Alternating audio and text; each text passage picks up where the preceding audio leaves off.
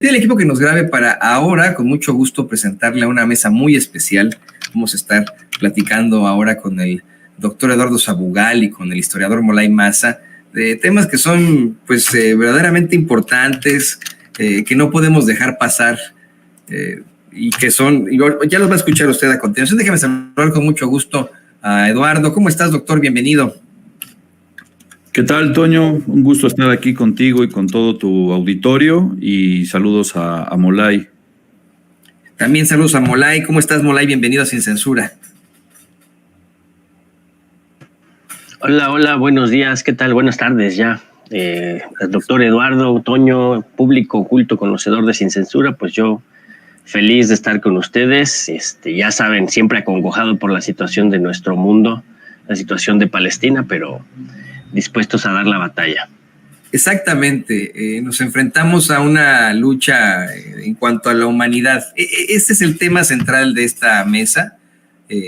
Podemos encontrar triunfos como es el que pues vemos ahí en estos momentos en el caso de Julian Assange, después de una larga noche en cuanto a la libertad de expresión, después de que le fabricaran delitos a este hombre que puso en jaque a todas las élites.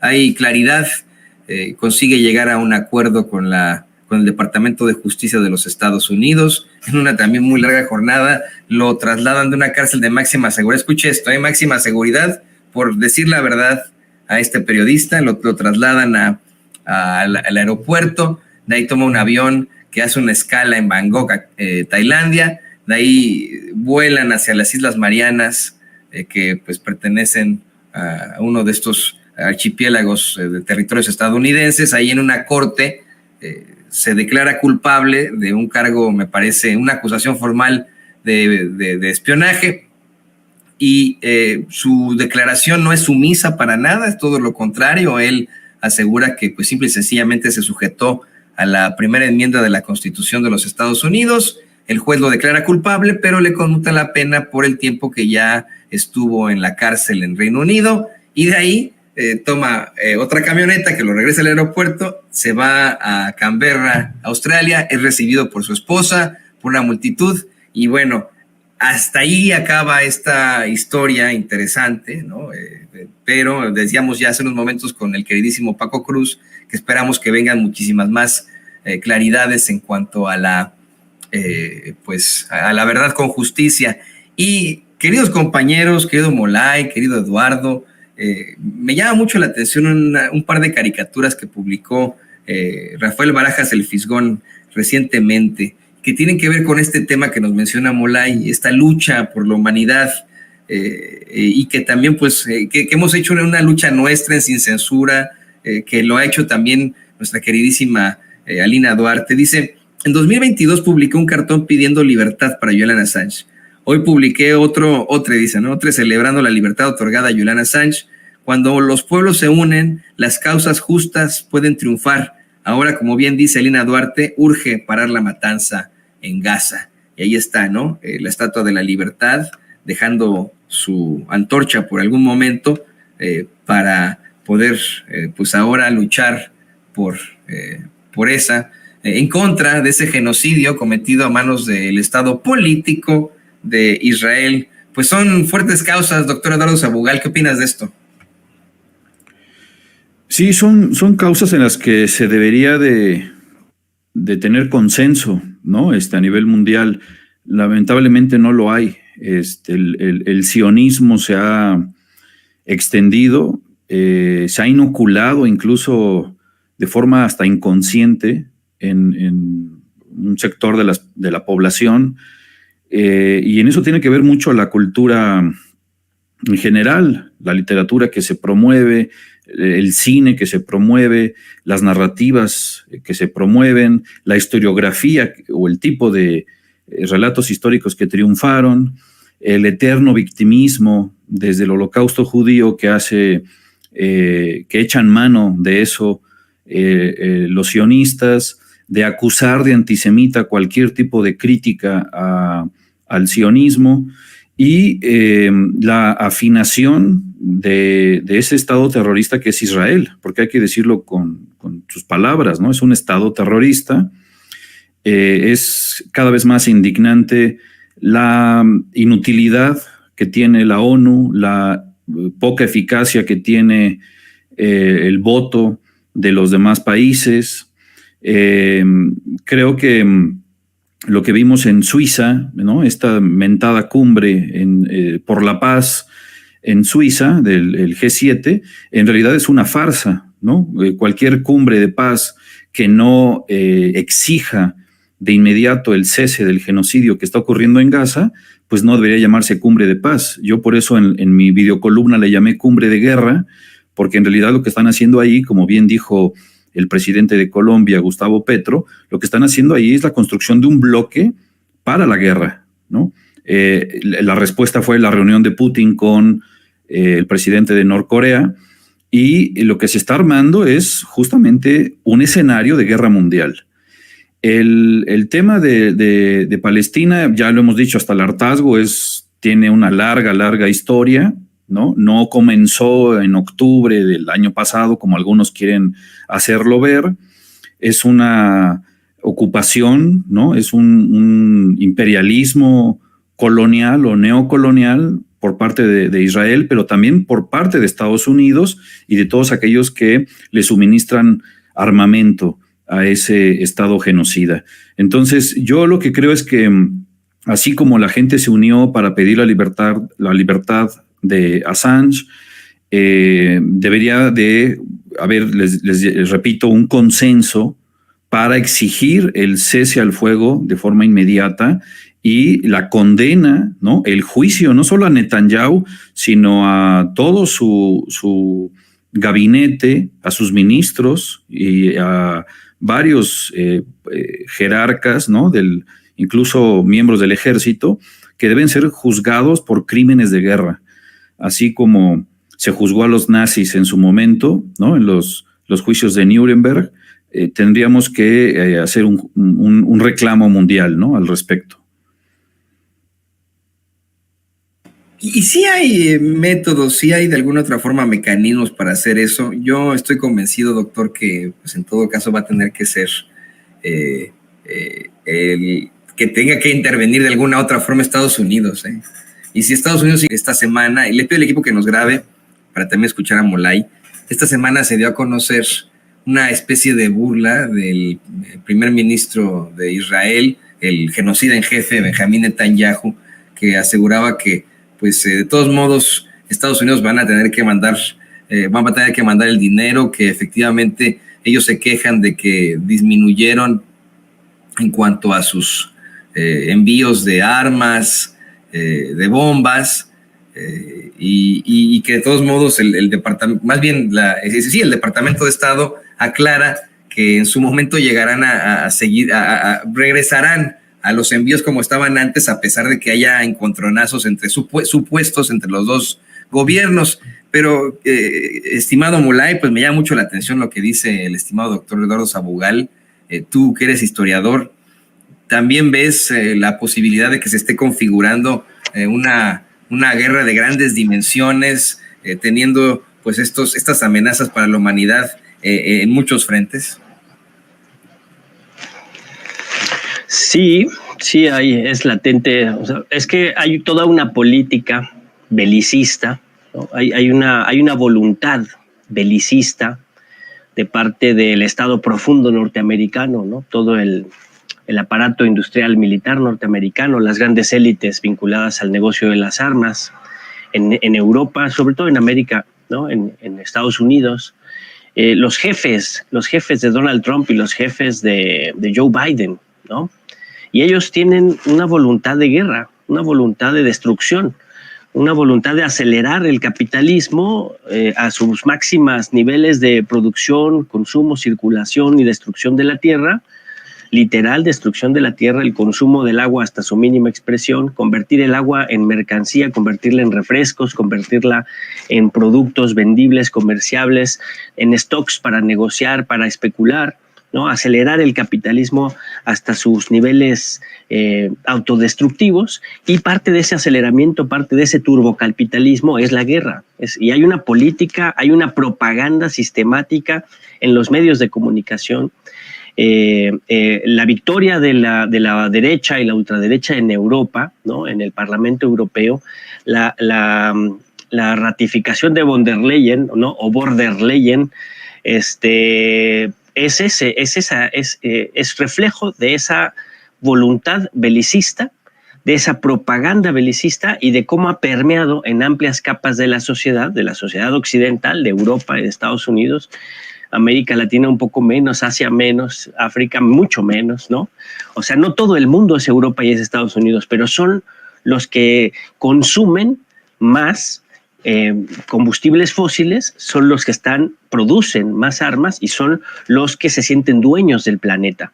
Y ahí tenemos un problema muy serio, ¿no? Porque yo estoy de acuerdo, todo depende de lo que se decida hacer en Estados Unidos, pero las élites norteamericanas ya sabemos lo que tienen decidido hacer. Ellos tienen decidido hacer el genocidio en Palestina, ellos lo han decidido.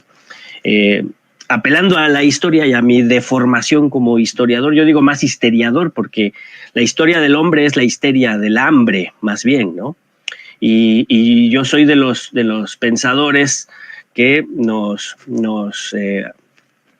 acercamos al pensamiento de Carlos Marx cuando dice que el ser humano está en la prehistoria, ¿no? En la historia de la humanidad como humanidad, con mayúsculas, empezará cuando deje de haber explotación de los unos en contra de los otros, cuando deje de haber guerra, cuando deje de haber contradicción capital-trabajo, cuando deje de haber contradicción ciudad-campo, cuando dejemos de destrozar la naturaleza por crear bienes de consumo muchas veces innecesarios, ¿no? Mientras no superemos esa etapa en la que está la humanidad, no seremos seres humanos con historia, somos apenas animales en proceso de convertirnos en seres humanos. Y toda esta lógica del turbocapitalismo y de la guerra nos tiene anclados en la animalidad protohumana, y es muy probable que ahí nos quedemos, porque hay una voluntad de destrucción. Hay una decisión, hay una decisión tomada en Israel por los sionistas, ¿no? Por los nuevos enemigos de la humanidad, que es yo lo dije desde hace muchos meses, ¿no? Y creo que muchas personas lo han dicho, no es nada nuevo. Lo que empezó a pasar desde el 7 de octubre en Palestina fue la solución final, versión siglo XXI, ¿no? Hay que estudiar historia de la Segunda Guerra Mundial para ver qué cosa es la solución final, ¿no? Pero ellos ya lo tomaron, es una decisión tomada. ¿Cuál es la buena noticia? Los pueblos del mundo, muchos pueblos del mundo, y en Occidente también, y en Estados Unidos, están saliendo a las calles a luchar en contra de la guerra, ¿no? Pero lo que nos tiene, digamos, en el filo de la navaja es las posibilidades de esos pueblos de subvertir los regímenes imperantes en sus naciones. Y no lo digo de manera facilona, yo creo, ahora, como historiador, ¿no? Como estudioso, o no estudioso, sino como un estudiante, un aficionado, y además como militante, yo creo que la humanidad merece superar su condición actual, y que en los núcleos centrales del imperialismo, llámese Estados Unidos, llámese Europa Central, se requiere una movilización muchísimo más, ¿cómo decirlo?, muchísimo más contundente de los pueblos. Porque si la respuesta debe venir de la decisión que se tome en Estados Unidos, esa decisión la debería tomar el pueblo. El problema es que el pueblo de Estados Unidos está atomizado, ¿no? El pueblo de Estados Unidos se ha creído la propaganda reaccionaria individualista de competir unos contra otros, de que todo lo colectivo es nefasto, de que es del diablo, ¿no? De que todos los derechos sociales son de ideas comunistas y por lo tanto se tienen que negar, ¿no? Son una sociedad anticristiana que se dice cristiana. Profesa 100,000 formas del cristianismo, incluida la Iglesia Católica y el protestantismo, pero ni una sola practica el verdadero cristianismo, que es el amor al prójimo, la solidaridad, la igualdad, la fraternidad y la repartición de los bienes y el respeto de derechos sociales y derechos humanos. En tanto el pueblo no asuma que puede cambiar su régimen de gobierno, que no viven en una democracia, que viven en una oligarquía, y que tienen que modificar su forma de gobernarse, su economía y su relación con el mundo, estamos perdidos, estamos fritos. Lo voy a decir en otras palabras: si no hay revolución en Estados Unidos, Y si no se derrocan las oligarquías actuales en Estados Unidos, la humanidad está perdida. Y estamos viendo los primeros pasos de esa autodestrucción en Gaza, en Palestina, ¿no? Sí podemos frenar la guerra en términos políticos, sí pudiera haber salidas políticas, pudiera hacerse presión, no hay que dejar de hacer el boicot, no hay que dejar de hacer la presión. Yo creo que cada día que pasa el gobierno de la Cuarta Transformación se mancha más de indignidad por una posición timorata frente al genocidio en Palestina. Lo digo con dolor, pero es real. Y el gobierno entrante, con todo el apoyo de nuestro pueblo, es un gobierno que también debe fijar una posición valiente, contundente y políticamente adecuada frente al genocidio en Palestina. Y nos hemos tardado. Yo creo que toda la élite política de nuestro país, ni uno solo, ha tenido una posición contundente, porque incluso hasta los discursos encendidos de nuestro compañero Noroña nunca terminaron en proponer un punto de acuerdo para poner en entredicho la relación con Israel. Solo eran palabras que son importantes de recriminación del genocidio, pero jamás hubo una propuesta concreta de cómo el Poder Legislativo debía posicionarse frente al genocidio y menos proponer la ruptura de relaciones, ¿no? Entonces creo que nuestras élites políticas se han quedado muy cortas. Se necesita una posición más al estilo de Gustavo Petro, sin duda. Yo creo que los cálculos del presidente Andrés Manuel son comprensibles, claro, o sea, también hay que ser realistas políticamente. Una cosa es lo que deseamos y lo que exigimos y otra cosa es lo que sabemos que se puede lograr. Creo que los cálculos son correctos, pero creo que, yo insistiré, hace falta tener contundencia frente al genocidio en Palestina, porque ahí se está disputando el futuro de la humanidad. Después de los palestinos seguimos todos los demás, que a nadie le quepa duda, porque el espíritu belicista de provocación de Estados Unidos utilizando la OTAN para golpear a Rusia, para destruir a Rusia, y es un tiro cantado en contra de China, ¿no?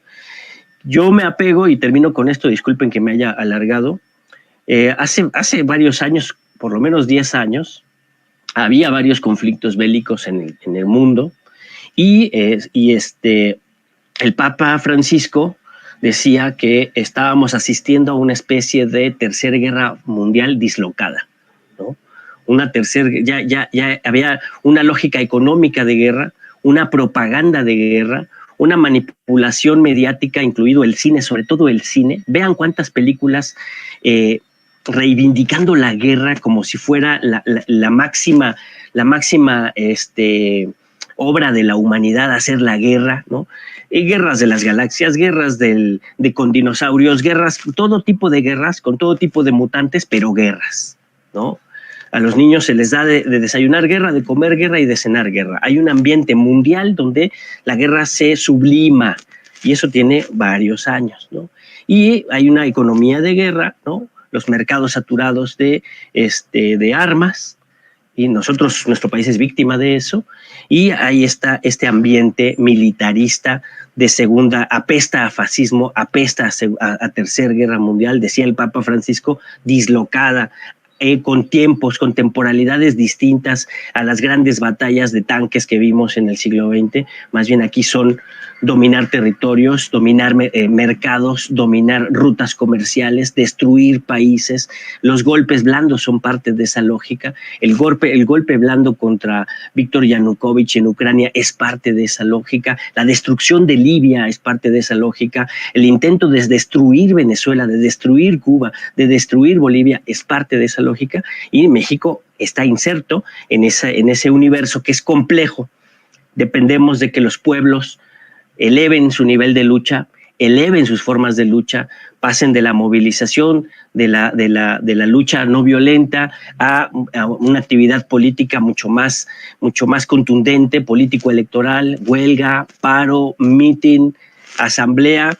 Y yo creo que en Estados Unidos se necesita que el sistema político sea derrocado. Lo digo con esas palabras porque solo el derrocamiento del régimen oligárquico norteamericano puede darle futuro a la humanidad. No, tiene que haber efectivamente un cambio inherente en todas las cosas. Ahí está la realidad. Le voy a pedir al equipo que nos grabe. Mañana es el debate presidencial acá en Estados Unidos tirándole a las elecciones de noviembre. Se van a enfrentar dos presidentes, ¿no? El expresidente Donald Trump y el presidente Joe Biden. Hay, pues vamos, mucha desilusión por parte del electorado, están muy parejos en las encuestas, hay mucha gente que está desilusionada de Biden por sus posturas en el caso del genocidio que comete Israel en la Franja de Gaza, otros por otro tipo de circunstancias, por su edad, y etcétera. En el caso de Donald Trump, ahí sí estamos viendo claros motivos para pensar en el fascismo que podría llegar a este país si consigue reelegirse Donald Trump.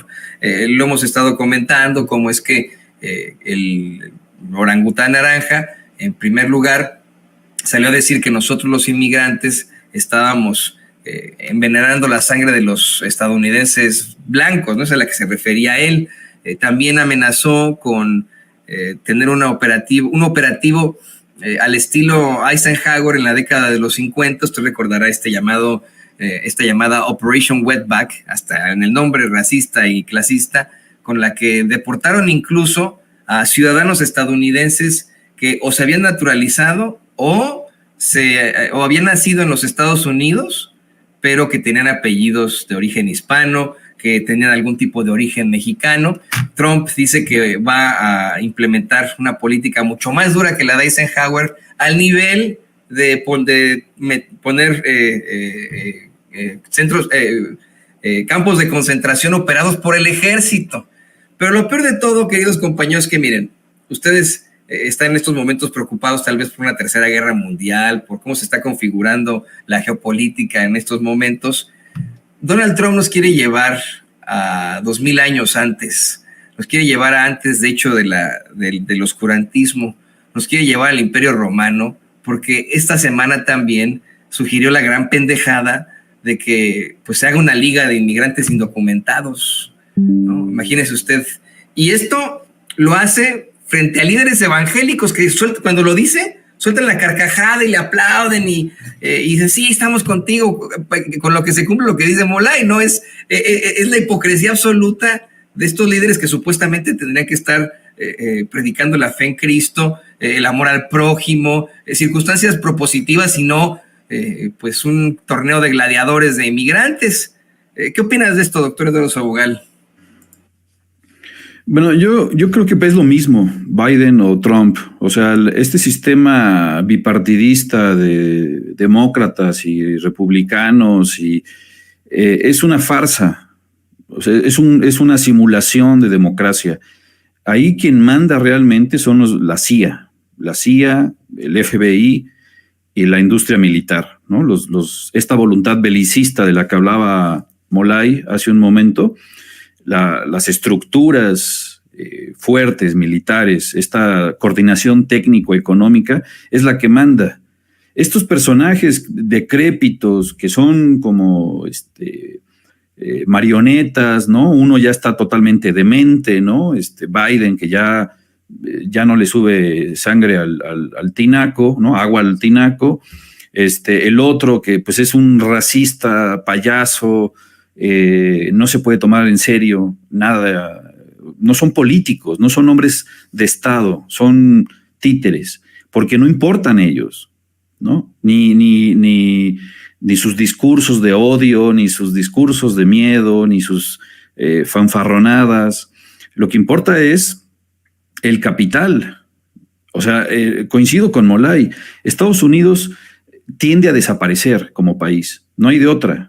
Porque si no desaparece, por lo menos como está configurado ahora, la humanidad va a estar a expensas de que alguien apriete el botón, ¿no? Y que haya una guerra nuclear. Yo creo que el último referente interesante es Abraham Lincoln, ¿no? O sea, ojalá y los norteamericanos y las norteamericanas buscaran una tercer vía para acabar con este bipartidismo, que en realidad es como el PRI y el PAN aquí, ¿no? O sea, realmente no hay ahí una elección. O sea, simulan que hay una elección, pero en realidad los que estamos fuera de Estados Unidos de Norteamérica nos damos cuenta de eso, ¿no? Hay un mandato único, es una hegemonía imperial, colonial y racista, y además clasista, ¿no? Entonces, creo que, bueno, Hannah Arendt, que era una filósofa alemana, hablaba de la banalidad del mal, ¿no? Creo que lo que ha permitido que haya, por ejemplo, hoy que es cumpleaños de Salvador Allende, no, me acordé tengo que dar una conferencia al rato sobre la dictadura de Pinochet. Para que funcione una dictadura como la de Pinochet, para que funcione un genocidio como el que se está llevando a cabo en Gaza, tiene que haber una complicidad de muchísimas personas, instituciones y procesos que son cómplices y que hacen como que no son cómplices, ¿no? O que son espectadores, o que tienen las manos amarradas, o que no pueden hacer nada, o que tienen que obedecer. Y eso es la banalidad del mal. Es decir, la culpa no la tuvo Hitler, la culpa no la tiene Netanyahu nada más, o Biden, o Trump. La culpa es de todo un sistema. Y en ese sistema hay personas de carne y hueso que son cómplices. Y esa es la banalidad del mal. O sea, ser estúpido hoy es ser asesino también, ¿no? O ponerse una banda en los ojos, una anteojera, y decir, no veo, no escucho, ¿no? Eso también es ser cómplice del mal. Entonces, yo también coincido con Molay. México tiene que romper relaciones con el Estado terrorista de Israel, porque si no estamos siendo otra vez cómplices, ¿no? O sea, todo espectador es un traidor hoy en día. Y incluso lo de la liberación de Assange me parece un chiste de mal gusto. O sea, el Wikileaks lo que reveló fue los crímenes de guerra que cometió Estados Unidos en Irak, en Afganistán y en otras latitudes. Su intervencionismo, su injerencismo directo en las decisiones políticas de otros países. Se revelaron videos, ¿no? de operaciones militares masacrando civiles de forma inocente. Bueno, hoy eso uno lo puede ver en Twitter, de lo que está pasando en Gaza, ¿no? Niños quemados vivos en Palestina, y no son filtraciones. Lo suben los propios soldados israelitas y se ríen, se burlan del sufrimiento de los niños. Entonces, que liberen a Assange ahora, pues ya para qué lo liberan. Es más, yo no sé si lo liberaron con un segundo plan, con una segunda intención. La tortura mental que él sufrió, la tortura física y psicológica, nos liberaron a otra persona. Yo no sé si es el mismo Assange el que vamos a escuchar, o oír o ver en los próximos días. Entonces yo creo que allí es una operación incluso como hasta de burla o de cambio de estrategia, ¿no? Casi como taparle el ojo al macho para que vean que son un país libre y demócrata, cuando en realidad están haciendo todo lo contrario, ¿no? Sí, pero miren, yo estoy convencido, y sí difiero en que se necesitaría una revolución, para ya seguir cerrando con esto con Molay, una revolución. Se necesita efectivamente un cambio inherente en todo aquí en Estados Unidos, empezando por el sistema político, puesto que efectivamente, como dice el doctor Eduardo Sabugal, pues no solo es un bipartidismo, son exactamente lo mismo, tienen los mismos fines, las mismas tendencias, pero si hablamos de una revolución aquí en Estados Unidos, no sería una revolución en pro de la izquierda o del progreso, aquí, en todo caso, pues tenemos a los que están armados hasta los dientes utilizando la segunda enmienda y que no tienen pensamientos muy progresistas. Los mismos que tomaron el Capitolio, ese 6 de enero fatídico en el que Donald Trump no aceptó los resultados de las elecciones. Y creo que si se llegara a dar otra guerra civil aquí en Estados Unidos, sería fatídico para el mundo. Eso desencadenaría una serie de problemas en todo el mundo, ¿no? O sea, no solamente aquí, porque habría el riesgo en todo caso de que esos que tienen a su acceso el botón nuclear del que tanto se habla, pues pudiera ser cualquier loco, peor que Trump, ¿no? Pero ¿tú qué opinas de esto, Molay? Sí, es que estamos en una situación dramática, porque ya cualquier loco puede hacerlo. O sea, ya están ahí los locos, están ahí los desquiciados, los títeres. No tienen ética, no tienen moral, no tienen humanidad, no valoran la naturaleza, no valoran el planeta, no valoran ningún tipo de vida sobre la faz de la Tierra. y gobiernan el país más poderoso. No hay democracia. O sea, jugar a que hay elecciones y partidos y debates en Estados Unidos es hacernos, ¿no? Es ignorar los datos que están ahí, ignorar la historia. No hay democracia en Estados Unidos. Y los que gobiernan, la élite reaccionaria, retardataria que gobierna, está poniendo en riesgo la vida del planeta y la humanidad. Ahora, ¿a qué llamamos revolución? O sea, eso que tú dices, ¿se necesitan cambios? Pues eso es una revolución, ¿no? ¿Por qué le digo revolución yo?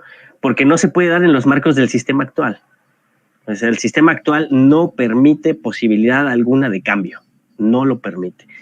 Solo el pueblo puede hacer ese cambio. Pero el pueblo tiene sus limitaciones, de ahí empecé yo mi comentario, ¿no? O sea, el pueblo norteamericano tiene la gran limitación de que no se comprende como una entidad colectiva. Los han convencido que son individuos consumidores, no ciudadanos, ¿no? No traban relaciones solidarias, no traban relaciones colectivas, no se entienden como una colectividad, no entienden el concepto de corresponsabilidad, ¿no? No entienden el concepto de derecho colectivo, derecho social, porque les han metido en la idea de que todo eso son ideas comunistas y peligrosas. Antes decían judío-masónicas, ahora ya como son todos judíos y ya todos se sienten sionistas, pues ya si uno hace una crítica es antisemita, ¿no? Pero hay ese problema. Hemos visto grandes movilizaciones de masas en Estados Unidos y hay un montón de organizaciones civiles, un montón, ¿no? Vimos la movilización de los estudiantes contra las armas, ¿no? Y la ley de las armas nunca cambió, ¿no? Y se siguen masacrando los estudiantes en Estados Unidos. Pero hubo movilizaciones masivas de estudiantes contra las armas, de donde salieron cuadros estudiantiles muy interesantes que ni uno solo está en política hoy, ¿no? Vimos la movilización de las negritudes del ¿cómo se llama?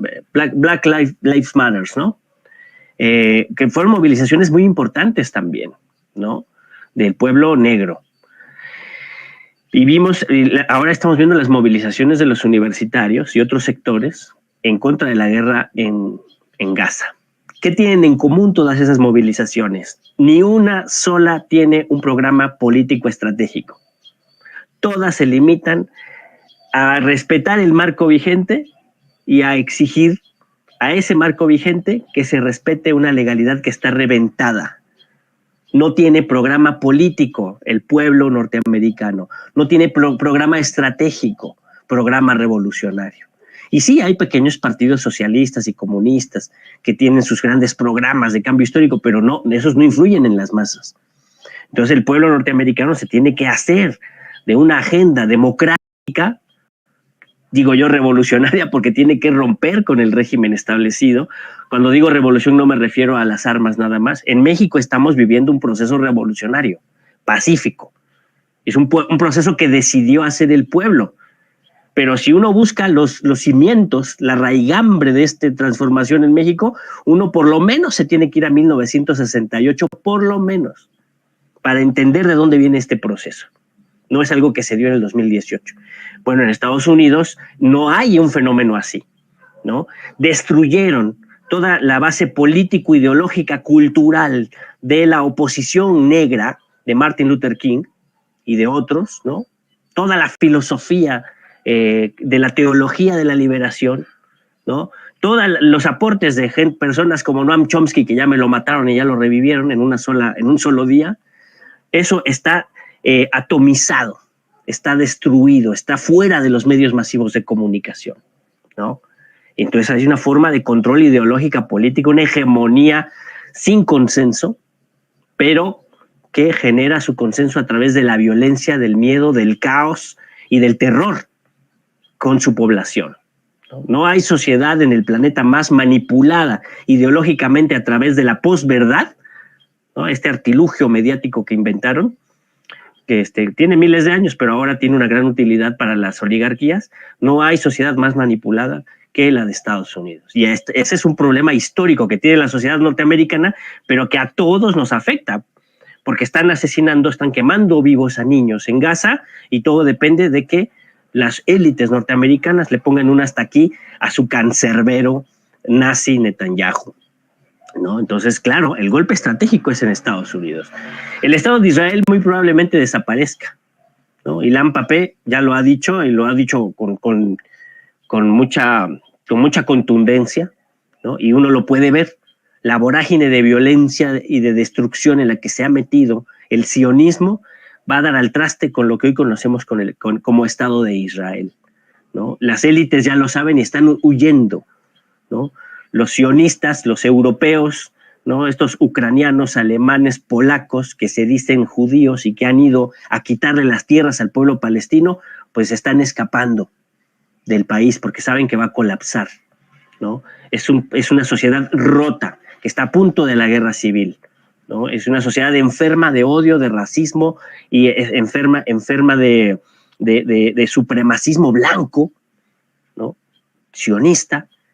Está podrida esa sociedad y el Estado de Israel va a colapsar. Pero el mal fundamental, el motor del fascismo que está destruyendo el planeta, está en Estados Unidos y solo el pueblo norteamericano organizado, movilizado y consciente pudiera transformar esta carrera acelerada que llevamos hacia la autodestrucción. Yo lo veo en esos términos, lo siento, son mis limitaciones teóricas las que me hacen verlo así. Espero estar equivocado y que haya otras esperanzas que vengan tal vez desde el sur, tal vez desde China, desde Vietnam, desde Corea del Norte, tal vez desde los no alineados, ¿no? Y podamos frenar esta vorágine. Y pues eso, yo quisiera recomendarles algunas lecturas antes de despedirnos, pero yo con esto cierro y agradezco muchísimo la invitación. Los quiero mucho, los respeto mucho. Son un gran espacio y creo que son una gran herramienta de nuestro pueblo y de todos los pueblos de habla hispana para pensar, informarnos y organizarnos y luchar. Este cariño es mutuo y por supuesto que espero que nos puedas compartir estas lecturas. Yo tengo más bien confianza en las nuevas generaciones. El Pew Research Center dice que en unos 30 años podríamos alcanzar, podemos alcanzar a la mayoría blanca como mexicanos o como personas de origen mexicano. Y creo que esas nuevas generaciones podrían de alguna u otra forma conseguir reformas electorales, cambiar el sistema electoral que es de colegios electorales en este momento y que, como bien dice Molay, pero para nada tiene que ver con la democracia, y también cambiar a esa predominancia de las élites. Esto viene de raíz en las instituciones estadounidenses. Si este país no está siendo controlado ni por el Pentágono ni por la Casa Blanca, sino por las corporaciones, es porque se ha permitido este sistema de cabilderos, de lobistas que pues tienen más poder incluso que el gobierno, y tan pronto podamos como pueblo evitar que las corporaciones tengan la mano metida en todo, creo que podrá haber esa revolución no violenta de la que habla Molay. Pero bueno, efectivamente, de lo que sí somos esclavos es del tiempo. Se nos fue el tiempo como agua con esta interesante conversación. Y pues te pido, Molay, que nos compartas estas lecturas y también tus redes sociales para que la gente se ponga en contacto contigo. Que muchas gracias. No, pero nada más no seas como Javier Milei, ¿no? Que dice, sí va a haber cambios y va a haber riqueza para todos, pero espérense 50 años que seamos como Irlanda del Norte. No, o sea, ahorita ya que las generaciones empiecen a activarse, ¿no? Por favor. Oye, miren, para el tema de la posverdad y la posmentira y la plusmentira, ¿no? En la que estamos, yo creo que hay lecturas que sirven mucho para el análisis y hay que leerlas y discutirlas, y lo mejor es que las discutamos, las leamos colectivamente. En el Instituto Nacional de Formación Política de Movimiento de Regeneración Nacional se han puesto Fernando Buenabad, ¿no? Una es Posverdad y Plusmentira, y es gratuito. Ustedes van al Instituto Nacional de Formación Política y de ahí les dan el librito, o si no también se puede descargar. Y está otro también, Semiótica para la Emancipación, de Fernando Buenabad, que son estudios filosóficos de análisis de los medios de comunicación, del lenguaje, de la comunicación, de la verdad, de la mentira, ¿no? Para no caer en la trampa mediática. Y uno que es un clásico, que es ahora sí que el papá de los pollitos, es un teórico latinoamericano, Ludovico Silva, venezolano él, se llama Teoría y Práctica de la Ideología. Lo pueden encontrar en libros de viejo, pero también en internet lo pueden descargar completo. Y digamos que es como la matriz, ¿no? Tiene parte de un análisis marxista, por supuesto, pero es un debate muy amplio que tiene que ver con los medios de comunicación. Digamos, a Ludovico le quedó quedarse en la época de la televisión, pero mucho de su análisis y de su crítica y de las herramientas epistemológicas que nos pueden servir para tener una conciencia mucho más viva, sirven para la época ahora del internet, ¿no? Y un clásico de clásicos, camaradas, búsquenlo también en internet, en las librerías, para entender mejor lo que hacen las élites gringas y lo que hace Netanyahu y lo que hace la ultraderecha europea y lo que pretenden hacer aquí, aunque aquí están totalmente desahuciados. Wilhelm Reich, Psicología de masas del fascismo, un clásico. Ninguno de estos textos es la verdad absoluta, camaradas, son herramientas para pensar críticamente. Mi nombre es Molay Massa, es un placer estar con ustedes. Yo soy una herramienta, un instrumento más de nuestro pueblo para su liberación. Me encuentran así, Molay Massa, en Twitter, Facebook y otras, TikTok me parece que también. Instagram también creo que ya estoy ahí. Massa Molay o Molay Massa, pero no hay muchos que se llamen así que soy fácil de encontrar. Y muchas gracias, Toño, muchas gracias al maestro Sabugal. Y yo le expreso también mi cariño a Molay Massa, también te queremos mucho, por supuesto, nos da mucho gusto que podamos tener estas voces que no existen en ningún otro lado. Y bueno, doctor, también por favor compártenos tus redes sociales y si puedes, alguna bibliografía también. Yo les voy a recomendar a ustedes dos un libro al final de cuando termines con tus recomendaciones para que piensen que tal vez Estados Unidos no es un caso perdido, no, de la ultraderecha y el neoliberalismo. Hay grandes líderes que definitivamente han luchado por el progreso. Ahí está Fred Hampton, por supuesto, una historia muy enriquecedora, y por supuesto el hermano Malcolm. Pero bueno, te escuchamos, doctor. Gracias, Toño. Me tomas un poco en curva, pero se me ocurre, bueno, para el caso de Palestina, bueno, yo como soy profesor de literatura, siempre recomiendo a Ghassan Kanafani. Tiene 3 novelas breves, una trilogía palestina. Ghassan Kanafani, que fue militante, ¿no? Y que fue asesinado justamente por el Mossad. Y a través de novelas muy breves, un estilo literario pues muy puro, muy limpio, nos habla de al menos 3-4 generaciones del pueblo palestino que lo que han sufrido y sus intentos de liberación, ¿no? Entonces es un llamado, es una postura marxista también, muy alejado del fundamentalismo religioso, y es una forma de llamar a la unidad, ¿no? Justamente es un libro de un palestino para palestinos, pero que nos enseña mucho de la historia a todos, ¿no? Para entender el conflicto. Y se me ocurre ahora, hablando de teoría de la comunicación, pues Ignacio Ramonet, que durante algún tiempo dirigió el Le Monde Diplomatique, creo que hasta la fecha lo sigue dirigiendo. Ignacio Ramonet tiene esta biografía de Fidel Castro, escrita a dos voces, ¿no? Son 2 plumas. Y sobre todo la parte final, donde Fidel Castro habla de un nuevo orden mundial, ¿no? De la necesidad de un nuevo orden mundial que no sea bipolar, sino que sea multipolar, y la necesaria unión de América Latina para cambiar justamente el orden mundial, ¿no? Eso acabaría justamente como lo que está pasando en Gaza, ¿no? Con ese genocidio. Entonces, bueno, agradezco mucho el espacio, un gusto como siempre compartir la mesa con Molay, contigo, Toño, y con todo el auditorio. Estoy en Twitter ex Twitter, @perifonia_r. Ahí está el doctor Eduardo Sabugal, con estas redes sociales. Yo, mire, me pone un señor ahí, sí, tú, Toño, recomendándole libros a los doctores. Bueno, pues, ¿qué tiene? Los cargos son inventados, es una construcción social.